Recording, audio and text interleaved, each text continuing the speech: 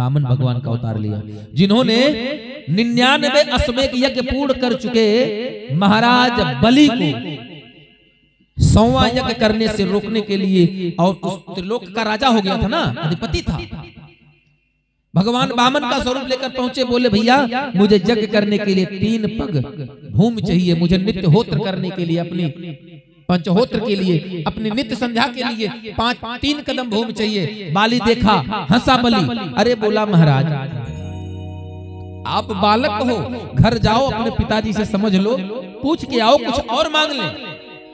मैं राजा बलि त्रिलोकपति, मुझसे जमीन मांगने आए हो 3 पग, और वो भी तुम्हारे कदम कितने बड़े बड़े हैं, इतनी सी जमीन होगी। बोले आपको देना है तो 3 पग जमीन दीजिए, अन्यथा मना कर दीजिए। बलि ने कहा नहीं, एक तो यज्ञ हो रहा है और यज्ञ पे हमारे दरवाजे ब्राह्मण भिक्षुक आया है, बटुक आया है, ऐसे में अगर मैं उसको खाली लौटा दूं तो मेरी दरवाजे की अवहेलना है, नीति का उल्लंघन हो जाएगा। ठीक है, ले लो, जाओ जहां से मर्जी वहीं से नाप लो 3 कदम भूमि। राजा से बलि से भगवान वामन ने कहा ऐसे नहीं, संकल्प करो। और जैसे ही बलि के हाथ में कुसा दिया, जल लेना चाहा बलि ने, तो शुक्राचार्य ने दूर से देखा और पहचान लिया कि ये तो भगवान विष्णु हैं। उन्होंने क्या किया, अपने तप योग के बल पर अपने इस शरीर से, स्थूल शरीर से अपना सूक्ष्म शरीर निकाल करके कमंडल के नली में जाकर बैठ गए कि जल नहीं गिरेगा तो संकल्प नहीं होगा। और जैसे ही ऐसा हुआ, इतने में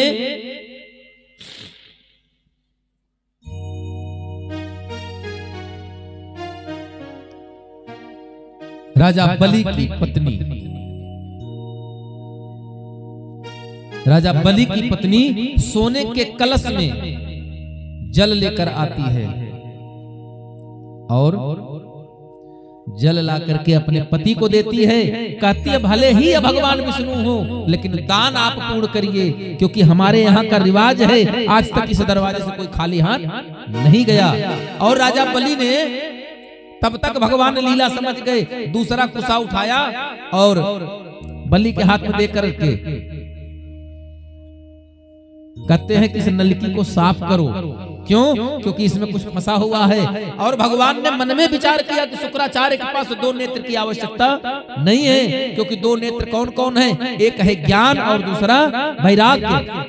शुक्राचार्य के पास ज्ञान तो है लेकिन वैराग्य नहीं है, इसलिए भगवान ने बलि के हाथ से कमंडल को साफ कराया और दूर खड़े शुक्राचार्य की एक आंख गायब हो गई। महाराज इसके पास संकल्प हुआ, भगवान ने दान लेना शुरू किया। उसकी पत्नी ने कहा जरऊ सो संपत्ति सदन सुख,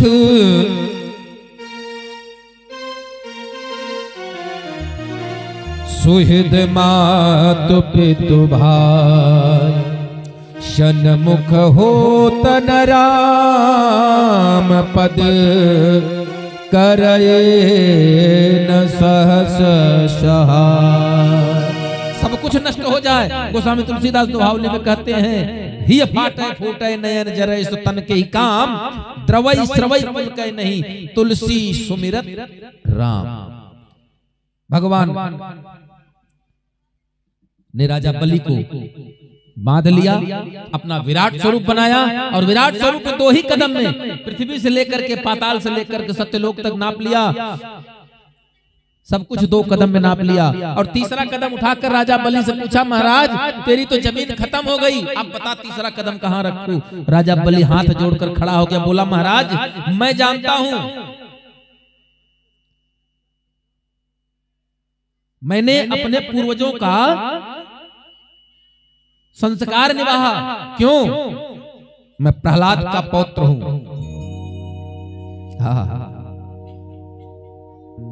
तजो पिता प्रहलाद विभीषण बंधु, भरत महतारी। भगवान के विरोधी होने पर इन्होंने त्याग दिया और मैंने तो गुरु का ही परित्याग किया। लेकिन प्रभु एक बात बताइए, आप चाहते तो इस पूरी सृष्टि को 1 कदम में नाप सकते थे, फिर आपने 2 कदम क्यों किया?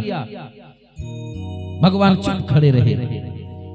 हंसते हुए राजा बलि ने कहा मैं जानता हूं क्योंकि आपको पता है कि मेरा ये जो शरीर है पंचभूत से निर्मित शरीर, इसमें राजा बलि कहीं न कहीं दैत्य का अंश है। आज नहीं तो कल मेरे मन में अहंकार जरूर उठेगा कि मैंने भगवान को दान सर्वस्व कर दिया।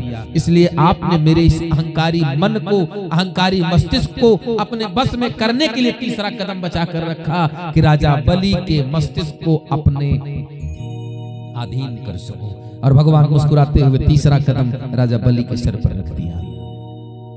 इसके पश्चात बलि को आदेश कर दिया, अपने समस्त दैत्य सेनाओं के साथ बलि पातालपुरी में जाकर रहने लगा। वरदान मांगा, प्रभु मुझे एक वरदान चाहिए क्या कि जब भी मैं जिस महल में रहूं, जहां से निकलूं, जिस दरवाजे से निकलूं, आपका दर्शन मिले। भगवान वहीं 10 महलों के 10 दरवाजों के 10 द्वारपाल के रूप में 10 दरवाजे पर खड़े हो गए द्वारपाल बन के। और सावन की पूर्णिमा के दिन माता लक्ष्मी के द्वारा राजा बलि हाथ में रक्षा बांध करके अपने पति को मांग करके लेकर गई हैं।